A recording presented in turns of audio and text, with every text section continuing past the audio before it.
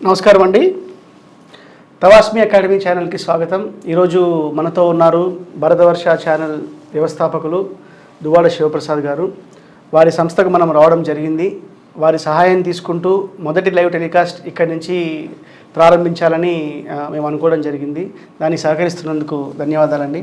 Thank you very much. Thanks for this opportunity. జనరల్గా అయితే మేము ప్రశ్నలు అడుగుతాము, ఎందుకంటే మా జర్నలిజం వృత్తిలో భాగంగా మా ఛానల్లో మిమ్మల్ని ప్రశ్నలు అడుగుతాము. ఇది రివర్స్ టెండరింగ్ ప్రక్రియ అనమాట. మీ ఛానల్లోకి మేము వచ్చాము, అయినా మేమే ప్రశ్నలు అడుగుతాం. దీన్ని నియంతృత్వ జర్నలిజం అని కూడా అనవచ్చు. సో మాకు కొన్ని రామాయణం మీద బోలెడన్ని అనుమానాలు, లైక్ ప్రశ్నలు ఉన్నాయి.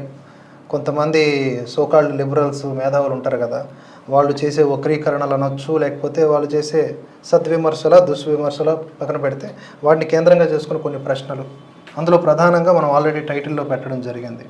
దాని గురించి మాట్లాడుకుంటూ ముందుకు పోతే బాగుంటుంది. తప్పకుండా. సో ముందుగా నాకు మనందరికీ కూడా తెలియాల్సినటువంటి ఒక సమాధానం, రావణ బ్రహ్మ అతడిని వధించినందుకు లేదా హత్య చేసినందుకు లేదా చంపినందుకు రాముడు దాన్ని ఏమంటారు, రాముడికి బ్రహ్మహత్యా పాతకం చుట్టుకుందా?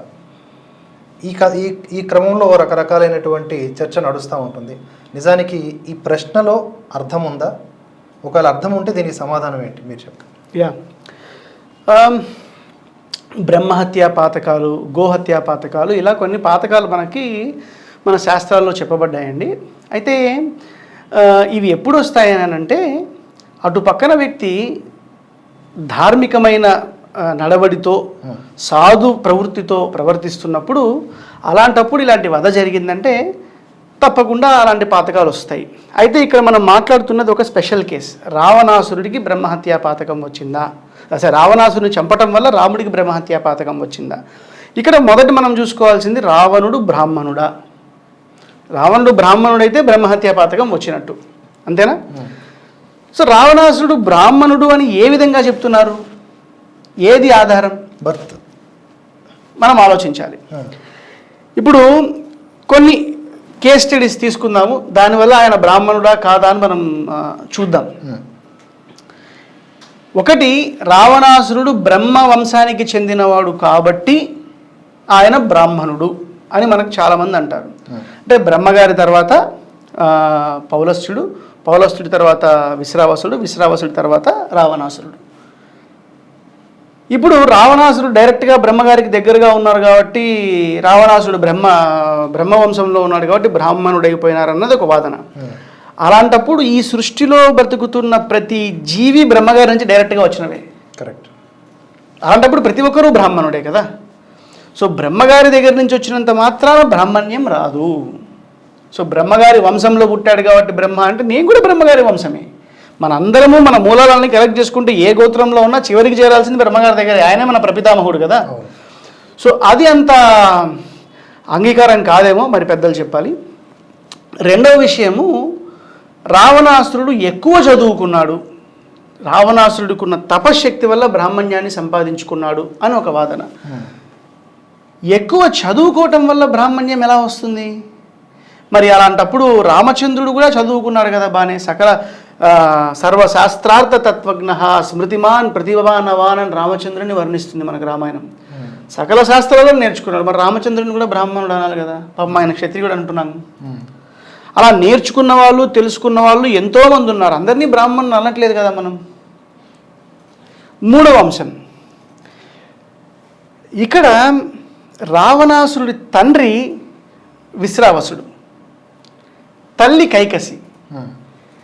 మనకు రామాయణం అంతటా మనం వెతికిన రామాయణంలో, అంటే వాల్మీకి రామాయణంలో రావణాసురుడు బ్రాహ్మణుడు అన్న వర్ణించడం ఎక్కడా జరగలేదు. కానీ రావణాసురుడు రాక్షసాధిపతి అని వర్ణించడం చాలా చోట్ల జరిగింది.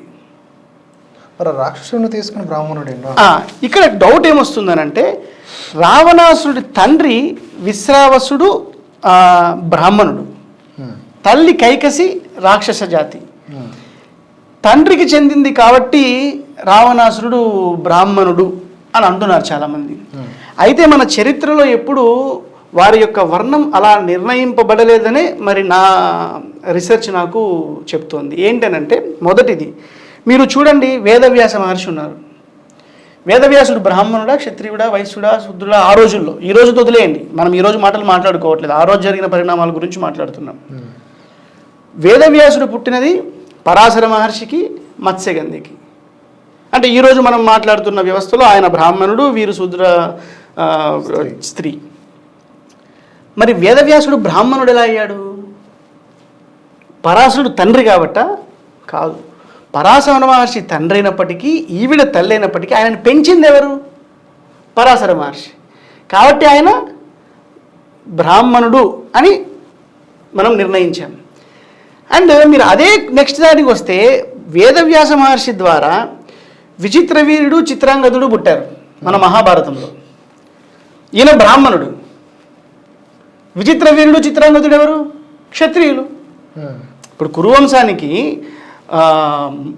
మన అంబాలిక వీళ్ళ ద్వారా జరిగిన విషయంలో విచిత్రవీరుడు, చిత్రాంగదుడు సంతానం లేకుండానే చనిపోతారు. అప్పుడు వేదవ్యాసుడు వచ్చి కదా సంతానాన్ని ఆ వంశానికి అందించింది. ఆ వంశానికి అందించినప్పుడు వేదవ్యాస మహర్షి బ్రాహ్మణుడైనప్పుడు ఈ పాండురాజు తర్వాత ధృతరాష్ట్రుడు ఎలా క్షత్రియులయ్యారు? వాళ్ళని పెంచింది ఎవరు? వాళ్ళ తల్లి. వాళ్ళ తల్లి ఎక్కడ? క్షత్రియురాలు కదా. అందుకని చెప్పి ఎవరు పెంచితే వారి యొక్క ప్రభావం వల్ల ఆ జాతి డిసైడ్ చేయబడింది తప్ప పుట్టుక వల్ల డిసైడ్ చేసేట్టు నాకు అంత అనిపించట్లేదు. అలా అనుకుంటే విదురుడి తండ్రి ఎవరు? వేదవ్యాసుడే. మరి విదురుణ్ణి బ్రాహ్మణుడు అని అంటున్నామా? అనట్లేదే మరి. సో ఆ విధంగా కూడా రావణాసురుడు రాక్షసుడు, రాక్షసాది. ఇక్కడ రావణాసురుడికి విద్వత్తు లేదు అన్నది మాట కాదు. రావణాసురుడికి విద్వత్తు లేదన్నది మాట కాదు. ఆయన మహాజ్ఞాని, ఎన్నో రచనలు చేశారు, ఎవరికీ లేనంత జ్ఞానాన్ని సంపాదించాడు. కానీ ఎంత జ్ఞానం ఆచరణలోకి వెళ్ళింది అన్నదాన్ని బట్టి నీ యొక్క శక్తిని, సామర్థ్యాన్ని డిసైడ్ చేయబడుతుందే తప్ప. ఇంజనీర్లు కూడా ఉగ్రవాదులు అవుతున్నారు. మరి వాళ్ళందరినీ గొప్పలు అంటామా? అంతే కదా, అనలేం కదా. ఫర్ ఎగ్జాంపుల్ ఆటం బాంబు కనుక్కొని హిరోషిమా నాగసాకి మీద వేసాము. దానివల్ల ఒక దేశాన్ని మనం నాశనం చేసిన వాళ్ళమైనామే తప్ప దాన్ని హర్షించేంత విషయం కాదు కదా, హర్షించే విషయం కాదు కదా. నిజంగా అది హర్షించే విషయం అయితే అందరూ ఈ న్యూక్లియర్ ట్రీటీస్ అన్ని క్యాన్సిల్ చేసుకుని అందరూ బాంబులు వేసుకోవాలి. జ్ఞానం ఉంది, అది ఏ సైడ్కి ప్రసరిస్తుందన్న దాన్ని బట్టి నిజంగా నీలో బ్రాహ్మణ్యం ఉందా అంటే, ఇక్కడ బ్రాహ్మణ్యం అన్నది ఒక కులంగా చూస్తే ముందు చెప్పాను. కానీ ఇప్పుడు బ్రాహ్మణ్యం అన్నది ఒక అర్హత సంపాదించుకోవాలంటే ఆ బ్రాహ్మణ్యానికి అర్హత జ్ఞాన సముపార్జనే కాదు, ఆ జ్ఞానాన్ని ఎలా నువ్వు ఉపయోగిస్తున్నావు అన్న దాన్ని బట్టి కూడా ఉంటుందని అనమాట. సో రావణాసురుడు దీంట్లో అట్టర్ ఫెయిల్యూర్. అర్థమైందా? సో అది పక్కన పెడదాం. కొందరేమో రావణాసురుని బ్రాహ్మణుడు అని అంటున్నారు, వారి యొక్క ఆలోచన ధోరణిని బట్టి, వారు చదువుకున్న పద్ధతుల్ని బట్టి. ఇంకొందరు రావణాసురుడు దళితుడు, రామచంద్రుడు రావణాసురుని దళితుల మీద ఈ దండయాత్రలు ఎన్ని రోజులు అప్పటి నుంచి సాగుతున్నాయని నరకాసురుని ఒక దళితుడు అన్నారు, రావణాసురుని ఒక దళితుడు అన్నారు. వాళ్ళు ఏ కోణంలో అంటున్నారు? అది ఐ థింక్ దానికి మూలం ఆర్యన్ ద్రవిడన్. వీళ్ళందరూ కూడా రాక్షసులందరినీ తీసుకొచ్చి మా దళితుల్ని కించపరుస్తూ ఉంటారు. దళితుల్ని కించపరిచే విధంగా వాళ్ళు మాట్లాడుతూ ఉంటారు. అయితే ఇక్కడ జరుగుతున్నది ఏంటంటే, దానికి మూలం ఆర్యన్ ద్రవిడన్ ఇన్వేషన్ ఉంది కదా, ఆర్యులు ద్రవిడులు. ఐ థింక్ దాంట్లో నుంచి మూలాలు ఉన్నాయని నాకు అనిపిస్తుంది అనమాట. సో అంటే యుద్ధంలో గెలిచిన వాళ్ళందరూ ఆర్యులు, ఓడిపోయిన వాళ్ళందరూ ద్రవిడులు, లేకపోతే రాక్షసులందరూ ద్రవిడులు. అదే ఆర్యులు ఎక్కడి నుంచో వచ్చి దండయాత్ర చేశారు. ఇలాంటి కొంచెం ఉన్నాయి. ఇప్పుడు అక్కడ రావణాసురుని ఏమేమంటున్నారు? ఈయన మావాడు, ఆయన బ్రాహ్మణుడు కాదు దళితుడు అని అంటున్నారు. సో ఒక పక్క బ్రాహ్మణుడు అని అంటున్నాం, ఒక పక్క దళితుడు అని అంటున్నాం, ఒక పక్క ఆయన ద్రవిడుడు అని అంటున్నాం అనమాట. అంటే ఎవరికి కావాల్సిన విధంగా ఆయనను ఉపయోగించుకుంటున్నారు. పాపం రావణాసురుడు ఈ మాట వింటూ ఉంటే ఆయన బాధపడుతూ ఉంటారు. ఏదో ఒకటి చెప్పండి రా బాబు, నేను ఎక్కడ చెందిన వాడిని అని. లేదు, నేను రాక్షసుడు అని చెప్తా ఉంటాను. సో రావణాసురుడి యొక్క జాతి మనకు క్లియర్ కట్గా మనకు తెలుస్తున్నది ఏంటంటే అది రాక్షస జాతి. మరి రాక్షస జాతిలో కూడా ఈ వర్ణా సిస్టమ్ ఉందో, ఇప్పుడు మనుషులకు ఏ విధంగా అయితే వర్ణా సిస్టమ్ ఉందో రాక్షసులకు కూడా అలాంటి వర్ణా సిస్టమ్ ఉందేమో నాకు తెలియదు. మరి శాస్త్రాలు ఎక్కడ ఉన్నట్టు నాకు అనిపించలేదు. రామాయణంలో అయితే అసలు లేదు. రామాయణంలో స్పష్టంగా చాలా చోట్ల ఈయన రాక్షసులకు అధిపతి, రాక్షస జాతి అధిపతి అని వాడటం చాలా చోట్ల మనం చూస్తాం. దానికి సంబంధించిన శ్లోకాలు కూడా మనకు రామాయణంలో ఉంటాయి. ఓకే, ఇదంతా పక్కన పెడదాం. రావణాసురుడు ప్రస్తుతానికి మిగతా వాళ్ళ మనోభావాలు దెబ్బతీయకుండా బ్రాహ్మణుడే అని అంగీకరిద్దాం. అయితే ఏంటి, ఒక స్త్రీని చెరపట్టి ఆ స్త్రీ యొక్క వంశాన్ని మొత్తం నాశనం చేసి తిరిగి తను వెళ్ళకుండా, తనకి ఎవరు సపోర్ట్ లేకుండా, ఇతనికి శత్రుశేషం మిగలకుండా అతి క్రూరంగా చంపి స్త్రీలను బలాత్కరించి తెచ్చుకున్న రావణాసురుడు బ్రాహ్మణుడైతే ఏంటి, క్షత్రియుడైతే ఏంటి, వైశ్యుడైతే ఏంటి, శూద్రుడైతే ఏంటి, అమెరికన్ అయితే ఏంటి, ఇండియన్ అయితే ఏంటి, యూరోపియన్ అయితే ఏంటి, ఏదైతే ఏంటి, తప్పు చేసిన వాడు తప్పు. ఉగ్రవాదికి దేశం ఉంటుందా? ఉగ్రవాది ఎక్కడైనా ఉగ్రవాదే కదా. అంతే కదా. సో అలాగా రావణాసురుడు ఆ రోజు తను సంపాదించుకున్న తపశ్శక్తి వల్ల అహంకారంతో ఇలాంటి ప్రవృత్తిని మొత్తం తీసుకున్నాడు. అది లోకకంటకంగా ప్రవర్తించింది. ఇది మనం చెప్పట్లేదు. ఎవరైతే ఆయనకు వరం ఇచ్చాడో ఆ బ్రహ్మగారే చెప్పాడు. ఆ బ్రహ్మగారు ఆ తపస్సు చేస్తూ ఉన్నప్పుడు దశరథ మహారాజు పుత్రకామేష్టి దేవతలందరూ అక్కడ ప్రత్యక్షమై, ఏమయ్యా బ్రహ్మ ఇలాంటి వివరాలు ఇచ్చావు, నువ్వు మా ప్రాణాలు తీస్తున్నాడు అని అంటే, నాకు తెలుసు కానీ ఏం చేయమంటావు, అడిగాడు, నేను చేయాల్సిన పని ఉంది కదా, కానీ దీంట్లో లొసుగులు ఉన్నాయి, ఇలా చూడు, ఇలా మనుషులు వానరులు అని ఆయన చెప్పాల్సింది ఆయన చెప్తాడు. ఈయన వంశంలో అధినేత, ఈయన వంశానికి అధినేతని చెప్పుకుంటున్న బ్రహ్మగారే ఆయన చెప్పిన మాటలు హర్షించట్లేదు. ఈయన కార్తవీర్యార్జునుడితో యుద్ధం చేసి ఓడిపోతాడు. అంటే యుద్ధం కూడా చేయలేదు. కార్తవీర్యార్జునుడు ఒకరోజు స్నానం చేస్తూ ఉంటాడు. స్నానం చేస్తూ ఉంటే ఈయన ఇలాగా కార్తవీర్యార్జునుడు అడ్డం పెట్టేస్తాడు నర్మదా నదికి. ఈయన సంధ్యావందనం చేస్తుంటే నీళ్లు సరిగ్గా రాకపోతే ఏం జరిగిందని ముందుకెళ్తే ఈ కార్తవీర్యార్జునుడు ఉంటాడు. ఇంత నా ఇంత అని చెప్పి యుద్ధం చేయడం స్టార్ట్ చేస్తాడు. కార్తవీర్యార్జునుడు పట్టుకొని తోలు తీసేసి జైల్లో వేసేస్తాడు. ఏం చేయలేకపోయాడు రావణాసురుడు. అప్పుడు కార్తవీర్యార్జునుడికి గురువు పౌలస్త్యుడు, అంటే రావణాసురుడి యొక్క తాత. ఆయన వెళ్ళి, బాబు పిల్లాడు వదిలేసి అని వదిలించాడు. వాలితో యుద్ధం చేస్తాడు. వాలి సంధ్యావందనం చేసుకుంటే వీడెవడో కోతి బాగున్నాడే అని చెప్పేసి చంకలో చేయబెడతాడు. వాలి ఇలా పట్టేసుకునేసి సప్త సముద్రాలు, వాలి అలవాటు సప్త సముద్రాల్లో సంధ్యావందనం చేయడం, అన్ని సముద్రాల్లోని మునిగి తేలుతాడు. ఈయనకు ప్రాణం పోయినట్టు అయిపోతుంది.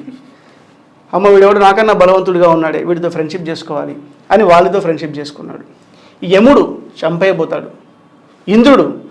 ఇలా రావణాసురుడికి వరాలు ఎన్నున్నా కానీ అది దేశానికి ఉపయోగపడేటట్టు, ప్రపంచానికి ఉపయోగపడే ప్రవర్తన ఎక్కడ మనకు కనిపించలేదు.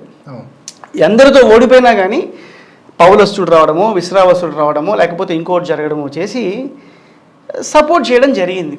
సో ఇలా నువ్వు క్రూరంగా ప్రవర్తించినప్పుడు నిన్ను చంపటం, నిన్ను శిక్షించడం తగునా కాదా అన్నది ప్రశ్న అవ్వాలి తప్ప, ఈయన బ్రాహ్మణుడు కాబట్టి శిక్షించకూడదు అన్న ప్రశ్న ఉండకూడదు అన్నది వివేకంతో ఉన్న వాళ్ళు వేసే ప్రశ్న ఒకటి. నెక్స్ట్, చంపాడు. ఓకే, రావణాసురుడిని చంపితే బ్రహ్మహత్య పాతకం వచ్చిందని అనుకుందాం. మరి కుంభకర్ణుడు బ్రాహ్మణుడు కదా, ఆయన తమ్ముడే కదా. కరెక్టే. రావణాసురుడి కొడుకు ఇంద్రజిత్తు బ్రాహ్మణుడు కదా.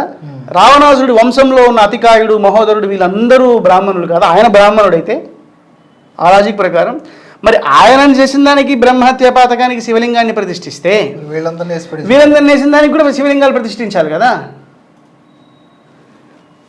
మనకి మహాభారతంలో కూడా అంటే ఈ బ్రహ్మహత్య పాతక నివారణ కోసం శివలింగాలను ప్రతిష్ఠింపజేయాలి అనేది అది వాల్మీకి రామాయణంలో కాదు, శాస్త్రంలో ఉంది. ఇలా ఏదైనా తప్పు జరిగితే ఇలా చేసుకోవాలి అని. ఇందులో అందుకు చేశారని వాల్మీకి రామాయణంలో లేదు. అక్కడికే వస్తున్నా నేను అనేది ఏంటంటే, అసలు రామచంద్రుడు శివలింగాన్ని ప్రతిష్ఠించినట్టు ఎక్కడా లేదు వాల్మీకి రామాయణంలో. మొదటిది.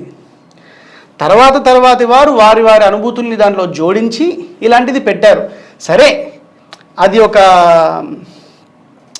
ఆధ్యాత్మికమైన విషయము, దాన్ని మనం అంగీకరించడం వల్ల లోటు లేదు కదా అని అంగీకరించడం జరిగింది.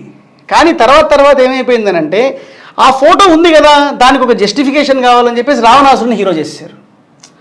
అర్థమైందా? ఇప్పుడు రావణాసురుడు నేను అనేది ఏంటనంటే, ఇంతమంది బ్రాహ్మణులను చంపిన రాముడికి బ్రహ్మహత్య పాతకం వస్తే ఇంద్రజిత్తుని చంపింది లక్ష్మణుడు. మరి లక్ష్మణుడికి కూడా బ్రహ్మహత్య పాతకం వచ్చిందా? తర్వాత రావణాసుడి చిన్న కొడుకు అయిన అక్షకుమారుని చంపింది ఆంజనేయ స్వామి. ఆంజనేయ స్వామికి బ్రహ్మహత్య పాతకం వచ్చిందా? లాజిక్ పొసగదు కదా. నేను అనేది ఏంటంటే నిజంగా అలాంటి పాతకం ఉందంటే అన్ని చోట్ల ఫిట్ అవ్వాలి ఆ లాజిక్. ఇలా లాజిక్ ఫిట్ అవ్వకుండా మనం ప్రజల్లోకి తీసుకెళ్ళామంటే రేపు మనల్ని చిన్నపిల్లలు ప్రశ్నిస్తారు, వాళ్ళ ముందు ఈ లాజిక్ నిలబడలేదు. సో ప్యూర్లీ ఒక వక్రీకరణ అని చెప్పొచ్చు. అంటే వక్రీకరణ కన్నా ఏంటంటే కొన్ని వెస్టెడ్ ఇంట్రెస్ట్ అని అంటాం కదా మనము, వాళ్ళ యొక్క ఆలోచన ధోరణిని స్ప్రెడ్ చేయటానికి ఇది ఉపయోగిస్తున్న ఆలోచనే తప్ప అంతకుమించి ఏం లేదు. రావణాసురుడిని హీరోగా ప్రూవ్ చేయాలని అనుకుంటున్నారు, దానివల్ల సంపాదించేది ఏంటి? రావణాసురుడు హీరో కాదని రావణాసురుడే చెప్పుకుంటున్నాడు. రావణాసురుడు హీరో కాదని మారీచుడు చెప్పాడు, రావణాసురుడు హీరో కాదని సుఖసానులు చెప్పారు, రావణాసురుడు హీరో కాదని వాళ్ళ భార్య మండోదరి చెప్తోంది. నువ్వు ఈరోజు చనిపోయి ఉండడానికి రావణుడు గొప్పతనం కాదయ్యా కారణం, నీ దౌర్భాగ్యమైన ఆలోచనలు కారణం, మా ఆచరణలు కారణం అని వాళ్ళ భార్యే గట్టిగా చెప్పిన తర్వాత శూర్పణఖ చెప్పింది. నేను అనేది కుంభకర్ణుడు చెప్పాడండి, విభీషణుడు చెప్పాడు, నీ బతుకు నువ్వు బతికే తీరు. ఆంజనేయ స్వామి చెప్తాడు, నువ్వు చదువుకున్న జ్ఞానానికి, నువ్వు సంపాదించుకున్న దానికి, నీకున్న తేజస్సుకి ఇది కాదు నువ్వు చేయాల్సిన ఆచరణ. ఆచరణ మార్చుకో, సీతమ్మని చెయ్యి, బాగుపడతావు, ముల్లోకాలకు రాజు అవుతావు, నా మాట విను. కూడా చెప్పేదని నాకు. నేను అనేది ఏంటంటే జ్ఞానం is not the sign of బ్రాహ్మణ్యం ఆర్ గొప్పతనం. వాట్ ఈజ్ సైన్ ఆఫ్ గొప్పతనం? ఆచరించే విషయము జ్ఞానం. నీ ఆచరణను బట్టి ఉంటుంది. స్వల్పం అవి నువ్వు తెలుసుకున్న కొద్దిపాటి విషయాన్ని కూడా నువ్వు చక్కగా ఆచరించగలిగావంటే నువ్వు దాంట్లో ఎక్స్పర్ట్వే. ఇంత నేర్చుకొని ఇంత కూడా ఇంప్లిమెంట్ చేయలేకపోతే దాంట్లో నువ్వు ఎక్స్పర్ట్ కాదనే కదా. సో ఇప్పటిదాకా మనం ఆలోచించిన దాంట్లో ఒకటి, జన్మతః బ్రాహ్మణ్యం వచ్చిందా అంటే అది క్వశ్చనబులే. పోనీ జ్ఞానంతో వచ్చిందా అంటే అది క్వశ్చనబులే. సరే పోనీ ఈ క్వశ్చనబుల్ ఎలిమెంట్స్ కదా అని చెప్పేసి లేదు బ్రాహ్మణుడే ఈయన అని అంటే ఆయన చేసిన పనుల వల్ల ఆయన దండనీయుడు, ఆయనకు శిక్ష పడి తీరాలి. ఆ శిక్ష పడినప్పుడు బ్రహ్మహత్యా పాతకం ఎందుకు వస్తుంది? అర్జునుడికి బ్రహ్మహత్యా పాతకం వచ్చిందా ద్రోణాచార్యుడిని చంపినందుకు? ద్రోణాచార్యుడు మనకి శాస్త్రం ఏం చెప్తుందంటే బ్రాహ్మణుడైనా సరే ఆయుధం పట్టుకొని నీ ముందు నిలబడి యుద్ధం చేయడానికి రెడీగా ఉన్నప్పుడు వాడితో యుద్ధం చేయాల్సిందే, యుద్ధం చేయాల్సిందే.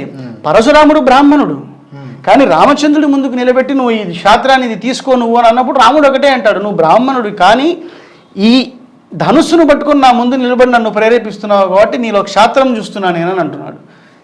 ఇంత క్లియర్గా మనకు అది తెలుస్తూ ఉన్నప్పుడు బ్రాహ్మణ్యాన్ని ఆయనకు అంటగట్టడం అన్నది ఆయన కూడా హర్షించే విషయం కాదు. అండ్ ఇంకొకటి కూడా దీని మీద మనకి కొన్ని ప్లేసెస్ ఉన్నాయండి, ఇక్కడ రాముడు ఇది ప్రతిష్ఠించాడండి, అది ప్రతిష్ఠించాడండి. ఒక స్థలం, గొప్ప గొప్ప తీర్థక్షేత్రాలు అవన్నీ, వాటిని మనం ప్రశ్నించేంత అధికారం నాకు కానీ ఎవరికి కానీ లేదు. అయితే ఆ స్థల వైభవాన్ని గొప్పగా చెప్పుకోవటం కోసం కొన్ని స్థల పురాణాలు ఏర్పడ్డాయి. లేదా ఇలా కూడా జరగవచ్చు కదా, వైషమ్యాలు రాకుండా మనలో మనం కొట్టుకో. స్థల పురాణాలు ఏర్పడ్డాయి. ఇప్పుడు ఫర్ ఎగ్జాంపుల్ ఒక చిన్న కథ చెప్తానండి. ఒక రామయ్య సోమయ్య అని ఇద్దరు ఆస్తి కోసం కొట్టుకున్నారు. ఆస్తి కోసం కొట్టుకున్నప్పుడు వాళ్ళిద్దరు కొట్టుకుని రాజుగారి దగ్గరికి వెళ్తారు. రాజుగారి దగ్గరికి వెళ్ళిన తర్వాత రాజుగారు అంటారు, ఎంక్వైరీ వేస్తారు. ఎంక్వైరీలో సోమయ్యది ఈ ఆస్తి, రామయ్యది కాదు అని తెలుస్తుంది. అబద్ధం చెప్పిన దానికి రామయ్యని శిక్షించాడు, సోమయ్యకి ఆస్తిని మొత్తం ఇచ్చాడు. ఇది ఒక తల్లి పిల్లాడికి చెప్పింది కథ. దీంట్లో నీతి ఏంటి?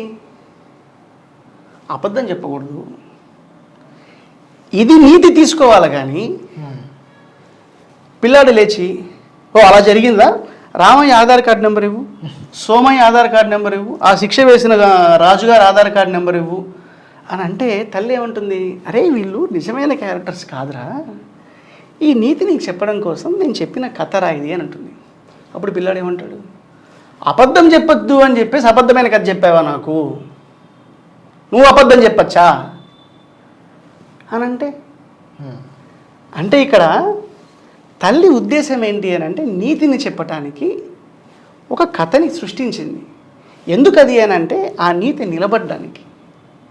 పిల్లాడు దాని మీద ఫోకస్ చేయాలి తప్ప దీన్నే మనం ఏమంటే అర్థవాదము అని అంటాం. అర్థవాదం సంస్కృతంలో మనకు అర్థవాదం అంటే మన తెలుగులో దాన్ని ట్రాన్స్లేట్ చేస్తే కోసం. కోసం అంటే దీనికోసం, దానికోసం, ఆ స్థలం యొక్క గొప్పతనాన్ని మనకు చెప్పటం కోసం కొన్ని స్థల పురాణాలు తయారయ్యాయి. ఎందుకంటే ఆ స్థలానికి వెళ్ళినప్పుడు మనకు ఆ పవిత్రమైన భావన రావాలి కదా, ఆ స్థలానికి ఆ ప్రభావం ఉందని మనకు తెలియాలి కదా. దాన్ని తీసుకునేసి మనము అలా జరిగింది కదా అని చెప్పేసి మనకు నచ్చిన పైత్యాన్ని జోడించేసి అది చరిత్ర అని ప్రచారం చేయటం దారుణాతి దారుణం. దానివల్ల ఇప్పుడు ఏం జరుగుతుంది? లాభం చేకూర్చే కంటే శత్రువులకి ఎక్కువ ఆయుధం అవుతుంది. ఇప్పుడు ప్రతి ఒక్కడు ఏమంటున్నాడు, ఈ మధ్యకాలంలో మాకు తెలిసిన ఒక ఫ్రెండ్ ఒక డొనేషన్ చేస్తున్నాడు అనమాట. డొనేషన్ చేస్తుంటే ఒక అతను ఫోన్ చేసి నేను డొనేషన్ చేస్తున్నానండి, donation on the pair of Ravanasura అంట. రావణాసుడి పేరు మీద డొనేషన్ ఏంట్రా బాబు అంట. అవార్డులు కూడా ఇస్తున్నారు అంటే వాడు అంటున్నాడు ఈరోజు రావణాసుడి బర్త్డే అంట. రావణాసుడి బర్త్డే వాడికి ఎలా తెలిసిందో మాకు తెలియదు. రామాయణం వాల్మీకి రామాయణం ఇంత చదివాను కదా నేను, నాకు వాల్మీకి రామాయణంలో ఆధారంగా రావణాసుడి బర్త్డే ఎప్పుడో నాకు ఇప్పటిదాకా తెలియదు. బహుశా ఈ ఆధ్యాత్మికవేత్తలకు కూడా తెలుసో తెలియదో నాకు తెలియదు, లేకపోతే రామాయణం మీద తన జీవితాన్ని అంకితం చేసిన వాళ్ళకు కూడా తెలుసో తెలియదు, లేకపోతే హిస్టారియన్స్కి తెలుసో తెలియదు. వీడికి తెలిసింది, వీడు ఫోన్ చేసి ఈరోజు రావణాసుడి బర్త్డే కాబట్టి రావణాసుడి బర్త్డే పరంగా నేను డొనేట్ చేస్తున్నాను.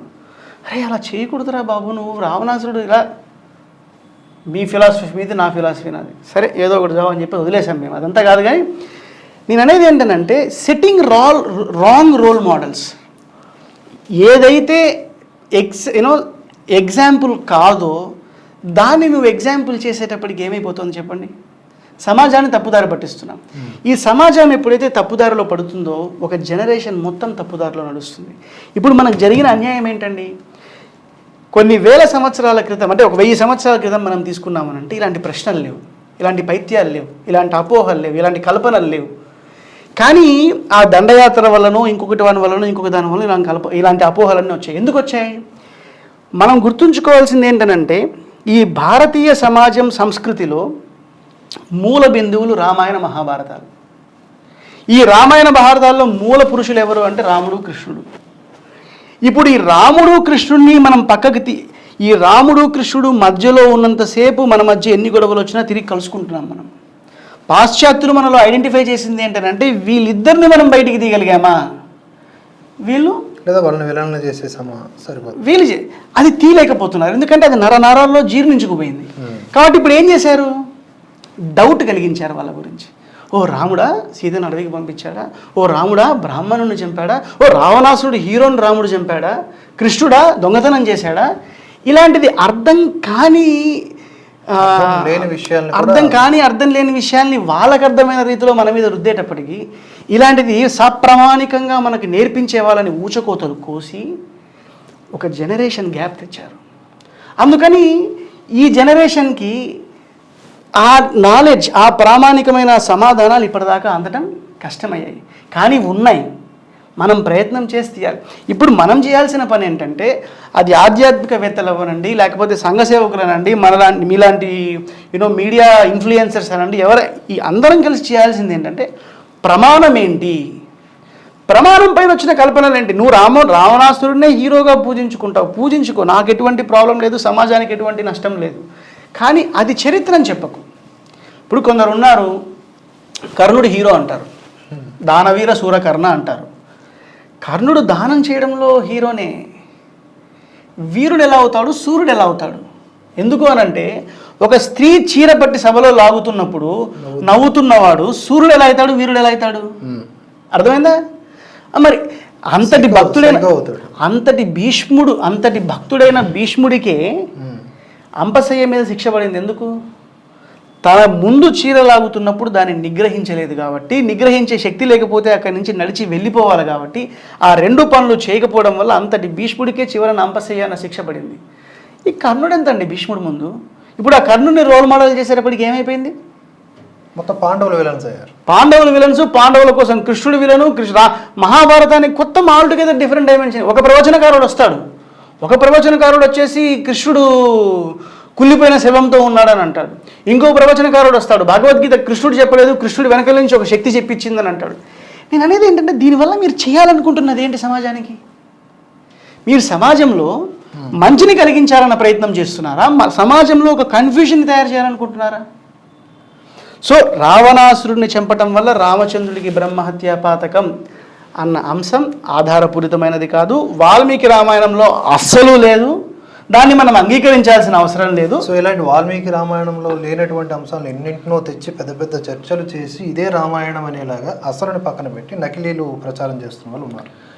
సో దాన్ని మనం అరికట్టాలి. ఈ రోజుల్లో చాలా పుస్తకాలు పబ్లిష్ అవుతున్నాయి. అదే సో దాన్ని అరికట్టాలి అనే ఉద్దేశంతో వాళ్ళు ఏం చేస్తున్నారు తెలుసా, ఆ రామాయణాన్ని రాసి దాన్ని రామాయణం అని ప్రచారం చేయట్లేదు, ఏ ఫిక్షన్ బేస్డ్ ఆన్ రామాయణ అంటున్నారు.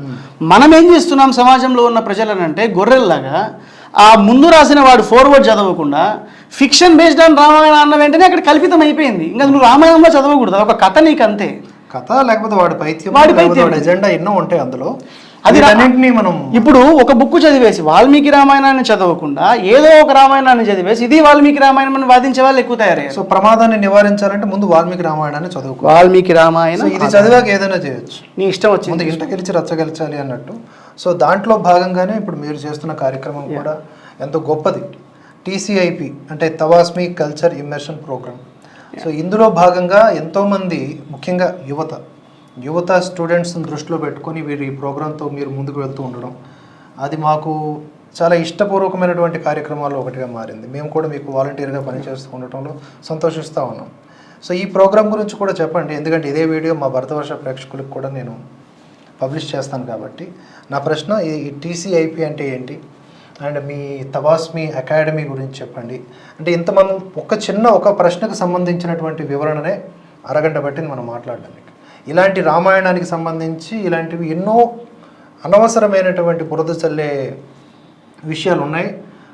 ఆ అనుమానపు పురుగుల్ని చక్కగా తొలచివేసి సంపూర్ణమైనటువంటి వాల్మీకి రామాయణాన్ని ఆస్వాదించాలి అంటే సత్యాన్ని తెలుసుకోవాలి. సత్యాన్ని తెలుసుకోవాలంటే ఇటువంటి వేదికలు మనకు అవసరం. సో తవాస్మి వంటి వేదికల కేంద్రంగా మనం రామాయణాన్ని నలువైపులా వెలసిల్లేలాగా వెదజల్లేలాగా చేయాలి. సో దాంట్లో ప్రతి ఒక్కరూ భాగస్వామ్యం కావాలి. అందులో భాగంగా ఈ TCIP గురించి ఒకటి మీరు అన్నమాట చాలా అద్భుతంగా ఉంది. వాల్మీకి రామాయణం చదివితే అన్ని ఆన్సర్లు వచ్చేస్తాయి. ఇప్పుడు రామాయణం మీద ప్రశ్నలు ఎందుకు ఉన్నాయంటే మిగతా రామాయణాన్ని తీసుకున్నాం కాబట్టి ప్రశ్నలు ఉన్నాయి. మన మీద దండయాత్ర చేసిన వాళ్ళలో వాల్మీకి రామాయణం కేంద్రంగా ఉండి మిగతా రామాయణాలు సబ్సిడీలా ఉండేవి. అవన్నీ అనుభూతులు. చాలా గొప్ప మంది భక్తులు రాశారు, అవన్నీ బాగున్నాయి, మంచిగానే ఉన్నాయి. కొందరు కల్పించారు, కొందరు వ్యతిరేకించారు అంత. కానీ దేనికైనా వాల్మీకి రామాయణం మూలంగా ఉండింది. కానీ మనకు జరిగిన అన్యాయం ఏంటి అని అంటే వాల్మీకి రామాయణాన్ని పక్కన పెట్టేశారు. అందుకని ఇవి మాత్రమే మిగిలాయి. ఇవి మిగిలేటప్పటికి ఏమైపోయింది, అపోహలు ఎక్కువైపోయాయి, సమాధానాలు తక్కువయ్యాయి. వీటన్నిటికీ సమాధానాలు వాల్మీకి రామాయణంలో ఉన్నాయి. ఒకటి రామాయణం గ్రహం అయితే ఇవన్నీ గ్రహ శకలాలు. సో శకలాల చుట్టూ తిరుగుతాం. వాల్మీకి రామాయణం సూర్యుడు, మిగతావి గ్రహాలు. సరే, ఎలా అనుకుంటాం. సో ప్రతి గ్రహానికి అది అది అది అది ప్రవర్తించాలన్నా, బతకాలన్నా, జీవించాలన్నా మూలం ఇదే. వాల్మీకి రామాయణం ఎక్కడైతే పక్కకు పోతే ఇవన్నీ వీటేటికి ఆధారాలు లేవు. సో అది ఒకటి. రెండోది, మీరు అంటూ ఒక మాట అన్నారు, మనం అందరం వాల్మీకి రామాయణం. తప్పకుండా వాల్మీకి రామాయణాన్ని చదివి ఎవరన్నా వచ్చి మనకు రామాయణం చెప్తున్నాడంటే ఇది వాల్మీకి రామాయణంలో ఉందా అని ప్రశ్నించాలి. ఇప్పుడు నేను మీకు రావణాసుడి గురించి చెప్తూ శ్లోకాలు కూడా చెప్పొచ్చుకొని నేను. కాకపోతే శ్లోకాలు మీరు అరగంట అన్నా, ఇది అరగంట టాపిక్ కాదు, కొన్ని గంటలు చర్చలు చేసుకోవచ్చు. ఎందుకంటే దానికి నేను చెప్పిన ప్రతి మాటకి మనకు వాల్మీకి రామాయణంలో ఆధారం ఉంది.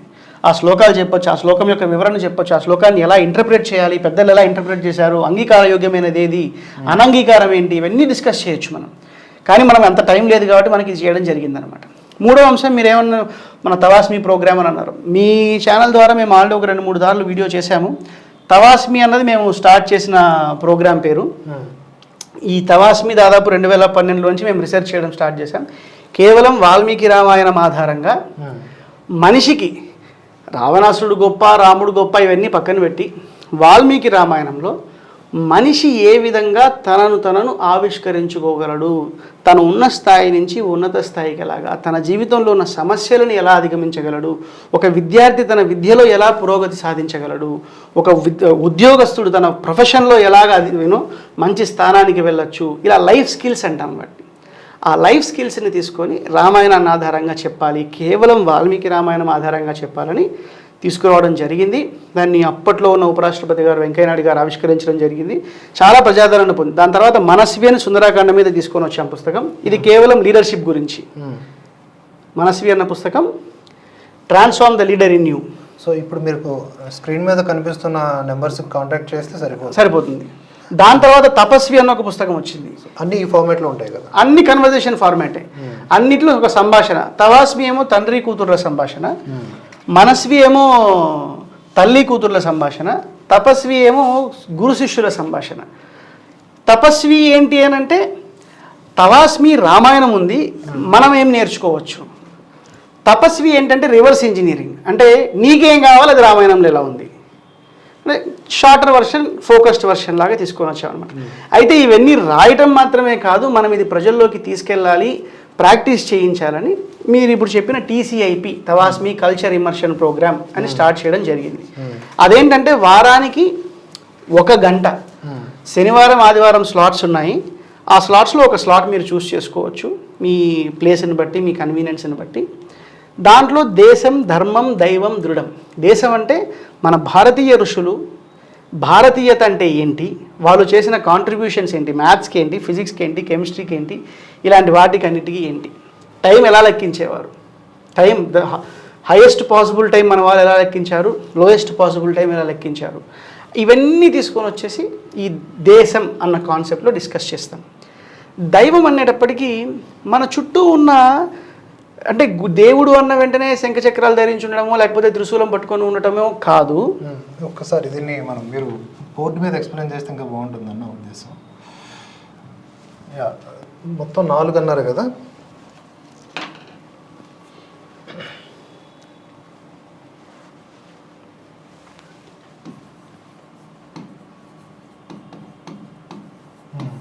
దీన్ని మనం TCIP ప్రోగ్రామ్ అంటే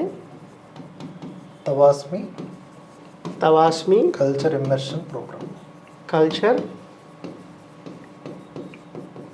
ఇమ్మర్షన్ ప్రోగ్రామ్. అంటే తీర్థయాత్రలో మంచి నదుల్లో ఒకసారి మునకేసి లేస్తే పాపం పోతుందంటారు కదా, అలాగా మన సంస్కృతిలో ఈ కల్చర్, మన సంస్కృతిలో అట్లీస్ట్ ఒక్కసారన్నా మునకేయాలి, మన నెక్స్ట్ మన జాతి, మన భావి తరాలను ఒక్కసారన్నా ముంచి లేపాలి అని ఈ తవాస్మి టీం చేస్తున్న కల్చర్ ఇమర్షన్ ప్రోగ్రామ్ అనమాట ఇది. దీంట్లో దేశం, ధర్మం, దైవం, దృఢం. ఓకే, సో తెలుగు కరెక్ట్గానే ఉందనుకుంటున్నాను. కరెక్ట్, కొంచెం తీసేస్తే సరిపోతుంది. ఓకే, సో దేశం గురించి చెప్పాను, మన కాంట్రిబ్యూషన్స్ అనమాట, భారతీయ కాంట్రిబ్యూషన్స్. దైవం వచ్చేటప్పటికి కేవలం గుడిలో ఉంటాడు దేవుడు అనే కాదు, అక్కడ కూడా దేవుడు ఉంటాడు. కానీ నీ చుట్టుపక్కల ఉన్న నీటిలో, నిప్పులో, గాలిలో, కనిపించే తల్లిదండ్రుల్లో, బంధువులలో, చెట్లలో, చేమలలో, నీ గురువులో, ప్రతి దాంట్లో దైవత్వం అన్నది ఉంది. నువ్వు తినే తిండిలో, వీటన్నిటిలో దైవత్వాన్ని నువ్వు భావించగలవు. దైవత్వాన్ని చూడగలం మనం. ఎందుకు అని అంటే దైవత్వం అంటే ఏంటి, దైవము అని అంటే మనల్ని సపోర్ట్ చేస్తున్న ఒక ఎంటిటీ. మనల్ని ఎన్ని సపోర్ట్ చేస్తాయి మన చుట్టుపక్కల. సో ప్రతిదీ మనకు సహాయపడుతున్నది, ప్రతి దాంట్లో ఆ దైవత్వాన్ని చూడొచ్చు, మనం అనుభూతి పొందగలం. ఎలా నువ్వు అనుభూతి పొందగలవు అని ఒక చిన్న స్థాయి నుంచి పై స్థాయి వరకు చిన్న శ్లోకా స్టార్ట్ చేస్తావు అనమాట. ఫర్ ఎగ్జాంపుల్, పొద్దున్న లేచిన వెంటనే కాలు కింద పెడుతున్నప్పుడు నమస్తే ప్రియదత్తాయే తుభ్యం దేవి వసుందరే త్వం మాత సర్వభూతానాం పాదస్పర్శం క్షమస్వమే. అమ్మ నువ్వు అందరికీ తల్లివి, అలాంటి నీ మీద కాలు మోపుతున్నా నేను, నన్ను క్షమించు. మన నేల మీద కాలు మోపేటప్పుడు ఇది నా తల్లి అన్న భావనతో మోపుతున్నాం. సో ఎప్పుడైతే దైవత్వము ఇది నన్ను సపోర్ట్ చేస్తున్నది అన్న భావన మనకు వస్తుందో అప్పుడు దాని పట్ల గౌరవం పెరుగుతుంది. ఎప్పుడైతే గౌరవం పెరుగుతుందో కృతజ్ఞతను ఆవిష్కరిస్తాం. కృతజ్ఞత ఎప్పుడైతే ఆవిష్కరిస్తామో దోపిడీ ధోరణి తగ్గుతుంది. దోపిడీ ధోరణి తగ్గిందంటే సమాజము ప్రశాంతంగా ఉంటుంది. సో ఈ చిన్న శ్లోకాల ద్వారా వాటిని నేర్పించడం జరుగుతుంది. నెక్స్ట్ ధర్మం అన్న వెంటనే మనకి రామాయణం. రామో విగ్రహవాన్ ధర్మ. రామాయణం ధర్మానికి, సత్యానికి మూలం. సో రామాయణం మీద క్లాసెస్, బాలకాండ, అయోధ్యకాండ, ఇలా కాండలు, రాముడి గుణాలు, కేస్ స్టడీస్, దాన్ని ఎలా నేర్చుకోవచ్చు, మన జీవితంలో వచ్చే కష్టాలు ఏంటి, ఇది ధర్మం. రామాయణం తర్వాత భారతం, భగవద్గీత, ఇలాంటివన్నీ. అయితే ఈ 3 అంశాలు నేను పాఠాలు చెప్పడమే కాకుండా వాటితో మనం ప్రాక్టీస్ కూడా చేయించాలి. ఇప్పుడు రాముడి గురించి చెప్పాను, దేశం గురించి చెప్పాను, దైవం గురించి చెప్పాను. చెప్పిన తర్వాత వాడికి ప్రాక్టీస్ చేయించకపోతే ఎలాగా?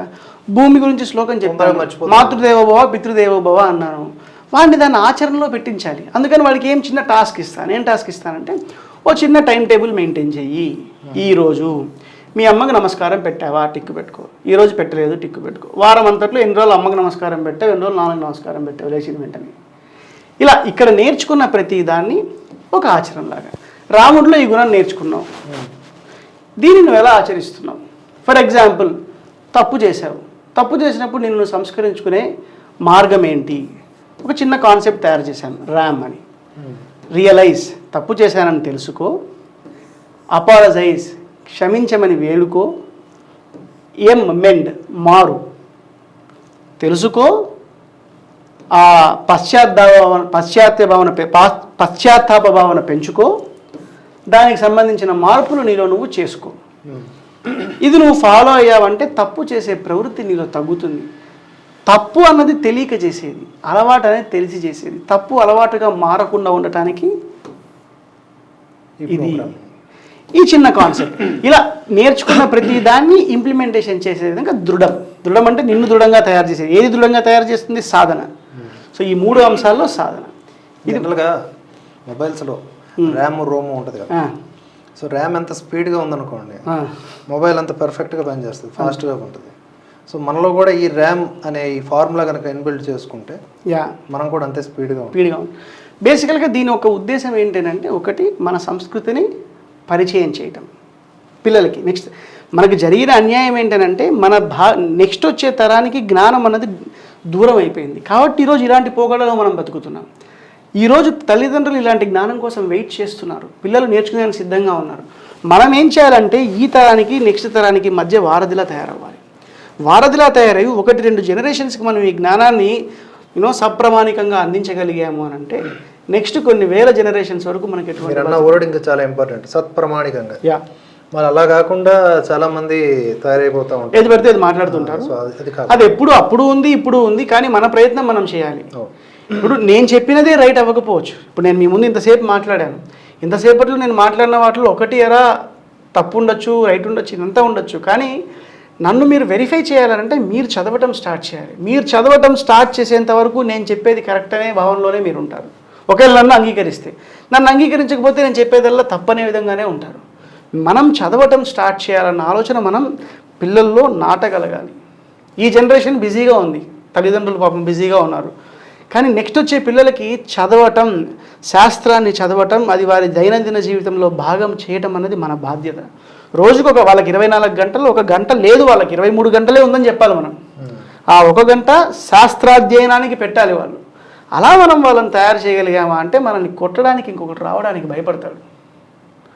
మనల్ని ఎందుకు ఈ రోజు వరకు కొట్టలేకపోయారు? మనకి నష్టం జరిగింది, కానీ ఎవరు మనల్ని ఓడించలేకపోయారు. ఎందుకు ఓడించలేకపోయారు అని అంటే మన జ్ఞాన సంపద అంత గొప్పది. ఆ జ్ఞాన సంపదను కోల్పోయి డబ్బు సంపద కోసం వెంపర్లాడామా, దాన్ని కొట్టడం చాలా ఈజీ. సో అది మనం నెక్స్ట్ జనరేషన్స్కి పంపించాలి. అంతేకాదు ఈ ప్రోగ్రామ్ కంప్లీట్గా మనతో అటెండ్ అయితే మన కోరిక ఒకటే. అంటే ఆ ప్రోగ్రామ్ గురించి కూడా చెప్పండి, అంటే ఎన్ని రోజులు ఉంటుంది ఏంటది? చెప్తాను. ఈ ప్రోగ్రాం ద్వారా ఏం సాధించాలనుకుంటున్నామంటే, ఒకడికి సమాధానం చెప్పలేని 1000 మంది అజ్ఞానుల్ని తయారు చేయడం కన్నా 1000 మందిని నిలబెట్టి మీరు అడిగే ప్రతి ప్రశ్నకు సమాధానం చెప్పగలిగిన ధీరుణ్ణి నేను అని ఒక్కడిని నిలబెట్టాలన్నది మన ఆలోచన. అలాంటి ధీరుల్ని 1000 మందిని తయారు చేయాలి. ఇది ప్రోగ్రాం లక్షణం. అయితే దీంట్లో ఈ ప్రోగ్రాం అంతా వారానికి ఈ వీక్లీ 1 అవర్, అంతే. వీక్లీ 1 అవర్, సాటర్డే కానీ సండే కానీ టైం స్లాట్స్ ఉంటాయి. అది మీరు కాల్ చేస్తే మన టీం వాళ్ళు చెప్తారు. దీంతోపాటు ఇది ఎన్ని రోజులు, ఒక 25 వారాల నుంచి 30, 25 వారాలు దాదాపు క్లాసులు జరుగుతాయి. మిగతా 5 వారాలు ప్రాక్టీసులు ఉంటాయి. సో ఈ 29వ వారం 30వ వారం పిల్లలు ఏం చేశారని ప్రజెంటేషన్స్ చేస్తారు. తల్లిదండ్రులు కూడా రావచ్చు, ఎవరైనా వచ్చి చూడొచ్చు. అంతా ఓపెన్గా పెట్టాము. ఆల్రెడీ ఒక బ్యాచ్ అయిపోయింది. 4 ఏళ్ళ అమ్మాయి జాయిన్. మేము యాక్చువల్గా నియమం ఏం పెట్టామంటే 10 ఏళ్ళు అని పెట్టాం. 10 ఏళ్ళు అంతకన్నా మించని పెట్టాం. కానీ ఒక అమ్మాయి సింగపూర్ నుంచి వాళ్ళ తాతగారు ఎంకరేజ్ చేయటం వల్ల 4.5 years, 4.5 years ఏనా, 4.5 years అమ్మాయి పేరు మిషా అని జాయిన్ అయింది. అందరికన్నా ఫస్ట్లో అమ్మాయి నిలబడింది. అయితే వాళ్ళ తాతగారు చాలా సహకరించారు ఆవిడకి. రోజు క్లాస్లో కూర్చోవటం, ఆయన లేకపోయినా వాళ్ళ అమ్మను కూర్చోబెట్టడం, నేర్పించడం, ఇది చేయి మిషా, అలా చేయి మిషా అని చెప్పి ఆ అమ్మాయి స్థాయికి అద్భుతంగా పర్ఫామ్ చేసింది. సో 10 ఏళ్ళకు మించి ఒక 25 వారాల నుంచి 35 అంటే దాదాపు 4 నుంచి 5 నెలలని తీసుకోండి. Okay, maximum 5 months. ఓకే, ఉంటుందన్నమాట. సో దీంట్లో మనకి అదే మీరు చూస్ చేసుకోవచ్చు మీ బ్యాచ్, మీ కన్వీనియన్స్. సాటర్డే సండే మాత్రమే క్లాసెస్ ఉంటాయి. ఇది మనం స్కూల్స్కి కూడా తీసుకెళ్తున్నాం. ఏదన్నా స్కూల్ మీ ద్వారా అడుగుతున్నది ఏంటంటే, ఎవరన్నా మిమ్మల్ని ఫాలో అవుతున్న వాళ్ళలో వాళ్ళకి స్కూల్ ఉంది అని అంటే వాళ్ళ స్కూల్లో ఉన్న టీచర్స్ని ట్రైన్ చేస్తాం. వాళ్ళు ఈ ప్రోగ్రామ్ని వాళ్ళ స్కూల్లో ఆల్రెడీ ఇప్పుడు మనకు 3 schools ఉన్నాయి. 3 schools మనము చేస్తున్నాం. వాళ్ళ టీచర్స్ని ట్రైన్ చేసి వాళ్ళ పిల్లల దాకా చేస్తున్నాం. ఫస్ట్ బ్యాచ్లో మేమే టీచర్స్ని ట్రైన్ చేస్తున్నాం, స్టూడెంట్స్ని కూడా ట్రైన్ చేస్తున్నాం. ఓకే. సో అలా స్టూడెంట్స్ కోసం, టీచర్ల కోసం, స్కూల్స్ కోసం సెపరేట్ ప్రోగ్రామే చేస్తున్నాం. కొంతమంది స్టూడెంట్స్ని తయారు చేసేదానికంటే ఎక్కువ పవర్ఫుల్ ఒక టీచర్ని తయారు చేయడం, ఎందుకంటే ఆయనే వేలాది మంది తయారు చేయొచ్చు. అండ్ అంటే ఇది అంతా ఒక ఆర్గనైజ్డ్ ప్రోగ్రాము. మెంటర్స్ని మాత్రం తయారు చేయడానికి ఒక స్పెషల్ ప్రోగ్రామ్ ఉంది, అది ఇంకొకసారి ఎప్పుడైనా మాట్లాడదాం మనము. ఇది టీసీఐబీ విద్యార్థుల కోసం అండ్ విద్యా వ్యవస్థల కోసం ఇది మన ప్రోగ్రామ్. అండ్ ఇది మీ ద్వారా చెప్పాలనుకుంటున్నది ఏంటి అని అంటే, ఈ ప్రోగ్రామ్ ఫ్రీ కాదు. ఫ్రీగా చేయాలని మాకు మేము ఇప్పటిదాకా ఫ్రీగా చేశాము, కానీ మాకు ఎలాంటి రెస్పాన్స్ వచ్చిందనంటే, జనరల్గా మేము ఎప్పుడు న్యూస్ చెప్తున్నప్పుడు ఈ గవర్నమెంట్ ఫ్రీ స్కీమ్స్ అనేవి ఇస్తే దాన్ని వ్యతిరేకిస్తూ ఉంటాం. ఉచిత పథకాలు రాష్ట్రాన్ని గుల్ల చేస్తాయి. ఉచితంగా ఏవి ఇచ్చినా అనుచితంగానే దాని ఫలితాలు ఉంటాయి. సో ఫ్రీ అని అన్నారంటే అక్కడ ఏమీ లేదు అంటారు. ఫీజు అనేది ఉందనుకుంటే కొంచెం బాధ్యత ఉంటుంది. అదొకటి. రెండోది ఏంటంటే, ఎలాంటి కారణాలు ఇస్తున్నారంటే, మా అబ్బాయి వాళ్ళ ఫ్రెండ్ వాళ్ళ సిస్టర్ బర్త్డే ఉందండి, మేమందరం అక్కడికి వెళ్తున్నాం, ఈరోజు క్లాస్ పోస్ట్పోన్ చేయండి మీరు. నేను నీకు 1 hour క్లాస్ కదా, 1 hour క్లాస్, అది నీకు ఫిక్స్ అయిపోయింది. ఆ 1 గంట నువ్వు ప్లాన్ చేసుకునేదానికి అంత కష్టపడి, ఫ్రెండ్కి బాగాలేదు, అది బాగాలేదు, ఇది బాగాలేదు అని 100 కారణాలు చెప్పి దాన్ని నిజంగా చెప్పాలంటే హేళనగా ప్రవర్తించారు. దాదాపు 5 ఏళ్ళు 6 ఏళ్ళు ఫ్రీగానే చేశాం మేము, చాలా దాకా ఫ్రీ. ఇప్పుడు మాత్రం కొంచెం నామినల్ ఫీజ్ ఛార్జ్ చేస్తున్నాము, అది మీరు ఫోన్ చేసి దాన్ని బట్టి మీరు తెలుసుకో. బట్ చాలా మందికి తెలియాల్సిన విషయం ఏంటంటే, ఇలాంటి కార్యక్రమాలు ఉన్నాయి అని ఫస్ట్ ఆఫ్ ఆల్ తెలియాలి. తెలిసిన తర్వాత 10 మందికి చెప్పాలి. దీంట్లో వయోభేదం లేకుండా అందరూ జాయిన్ అవ్వాలి. ఆ యొక్క తృష్ణ ఉంటే చాలు ఆటోమేటిక్గా. రామాయణం గురించి తెలుసుకుంటే ఏంట్రా అనుకుంటే, మన మీద మనకి ఫస్ట్ ఆఫ్ ఆల్ నమ్మకం, అందులో ఉండే ఘట్టాలు, ఆంజనేయ స్వామి కానీ, రాముడు కానీ, లక్ష్మణుడు కానీ, ప్రతి పాత్ర కూడా ఎంతో గొప్ప విషయాన్ని మనకి తెలియకుండానే మనకి చెప్పేస్తూ ఉంటుంది. అందుకనే రామాయణం నిత్యపారాయణ గ్రంథం అంటారు. దానివల్ల ఏంటి వస్తుందంటే, పుణ్యము ఇలాంటివన్నీ ఆ పదాలను పక్కన పెడితే మనకు తెలియకుండానే అంతర్లీనంగా మనలోకి ఆ పాత్రల యొక్క సద్గుణాలు చొరబడిపోతాయి. అండ్ కష్టమైనటువంటి సందర్భాల్లో మనం ఏ విధంగా అధిగమించవచ్చు అనే ధైర్యాన్ని కూడా ఆటోమేటిక్గా ఇస్తాయి. ఆత్మ న్యూనతను పోగొట్టి ఆత్మాభిమానాన్ని కూడా పెంచుతాయి, ఆత్మస్థైర్యాన్ని. మనకి రామాయణాన్ని మృత సంజీవని అని అంటారు. మృత సంజీవని అంటే చనిపోవాలనుకున్న వాడిని కూడా బ్రతికించగలిగిన శక్తి గల గ్రంథం, అది మంత్రం. అది ఎందుకు అని అంటే, మీరు గమనించండి, ఆంజనేయ స్వామి సీతమ్మ కనపడకపోతే ఏదో చేసుకోవాలని అనుకుంటారు. అప్పుడు వెంటనే నమోస్తు రామాయ అని రాముని తలుచుకున్న వెంటనే నేను తిరిగి అశోకవనంకి వెళ్ళాలని ఆయన ప్రాణాన్ని నిలబెట్టింది.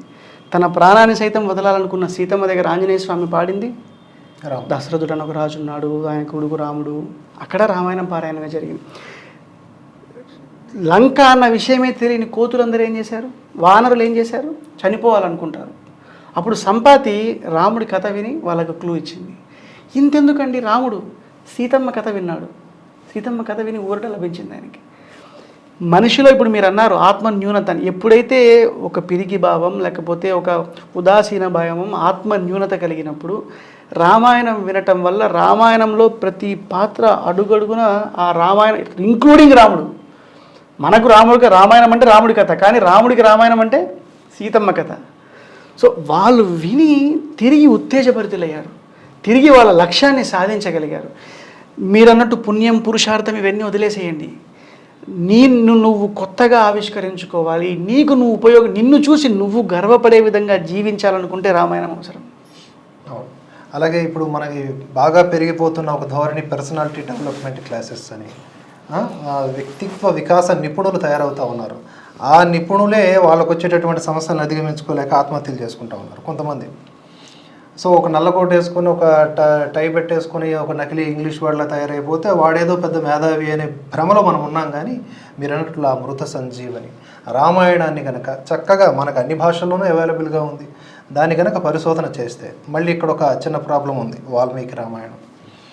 లేదా ఇటువంటి గురువులను ఆశ్రయిస్తే ఆటోమేటిక్గా మనకి ఆ రామానుగ్రహం, ఆంజనేయ స్వామి మనకి తేజస్సు ఇస్తాడు, బలం ఇస్తాడు. అసలు ఊహించినటువంటి ఫలితాలు వస్తాయి. ఎవరో ఎక్కడికో వెళ్ళి ఏ విధంగానో బుక్ అయ్యే కంటే రామాయణం అనే బుక్ చదువుకుంటే వచ్చే లాభాలే ఎన్నో.